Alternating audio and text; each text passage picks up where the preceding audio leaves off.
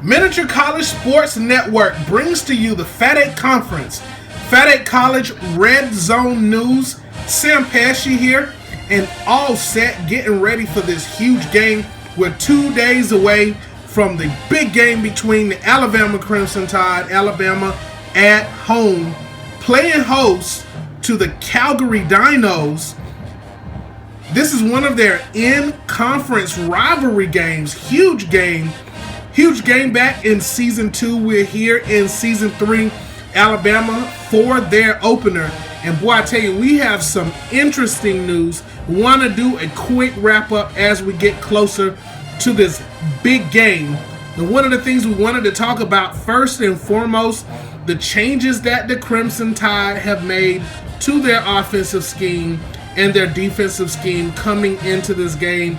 We're definitely looking forward to seeing how Alabama is going to deal with the speed of the Calgary defense, the Calgary front seven coming in with a lot of speed. They have a small defensive line averaging around 5.3 grams, taking on that 6.7 gram average offensive line of the Alabama Crimson Tide. They're expecting to kind of push them around, but the strengths and weaknesses on both sides of the ball is some of the things we want to talk about here. Starting with the new recruits for the Calgary Dinos. This time, interestingly enough, after last year's combine, last summer, Calgary was able to bring in 4-star running back, freshman Christopher Ash, coming into this thing. If you had an opportunity to see him at the combine last year, he was extremely effective running the sweeps, running the outs, catching passes in traffic, catching passes on the flat. He's going to bring a very, very strong dynamic to the offensive scheme, that spread offense that Calgary likes to run. Christopher Ash, I'm telling you, man, that guy was really, really impressive in the combine. And interestingly enough, some of his interest, the things that he was interested in, and the way that Calgary had to go about signing him was not easy. He wanted the coach to promise that he would not be used as a 50% blocking back, that he would get some touches, he would get integrated into the offense and get some touches in the game. He wanted to run the ball, and the coaches had no problem making him these promises after the showing in the combine. Just an incredible player. And we're going to see what Alabama is going to have to do to try to slow this guy down, because he has really, really good speed, and he can push you to the corners and beat you at the corner if you mess around and let him get in the open.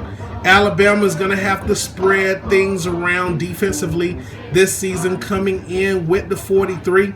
Alabama also recruited 2 new cornerbacks for the nickel package, so they are ready to deal with this spread offense. We know that Calgary from Season 2 running 4 to 5 wide receivers in that spread offense.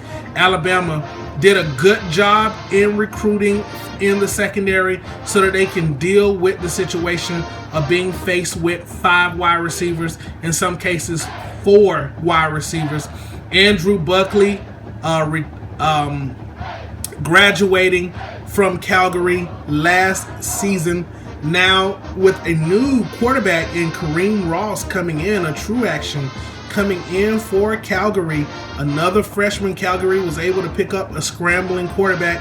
That's the thing that they're interested in, and hopefully it's going to work out for them. We're going to see. They're going to have to deal with the Crimson Tide crowd here in the stadium as well, and I can tell you the crowd is going to be live when that game comes. We're 2 days away from the big game. Alabama offensively running the power I, and this time landing 2 recruits in Nyshawn MacArthur, a 5-star recruit. He was the top performer in the combine last summer, and he came into that thing, scored the 12 points, He'd had an interest in North Carolina Central, South Carolina State, and Navy, and Alabama was able to steal him away. And he didn't even want to promise. He was just like, you know, I just wanted to go to a big school and I want to play. And we're going to have to see how this works, because one of the things that he was able to do is he's just a great blocker and an amazing running back in open space. He's going to be difficult to bring down. He's bringing a lot of power to the table. They also managed to get a fullback that they're going to be working into the scheme as well, in Martin Payton, who performed well in the blocking scheme. So for Alabama, and that's kind of the things that they're going to need running the power I. They still have TJ Yeldon and Bobby Humphrey back there, as well as Sean Alexander. So coming into this thing, Alabama now 6 deep in the running back core. That means trouble for Calgary. They're going to have to control the box.